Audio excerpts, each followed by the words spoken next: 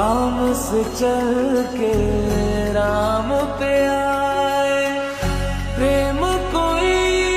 મારા શ્રોતાઓને મારા દેશ વિદેશમાં જ્યાં જ્યાં રહેતા હો ત્યાં 5 વૃક્ષો તો વાવજો જ. ગણેશ વૃક્ષ,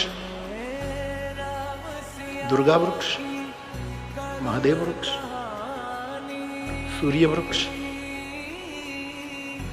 વિષ્ણુ વૃક્ષ. ઘરમાં પંચદેવની સ્થાપના થઈ જાય છે.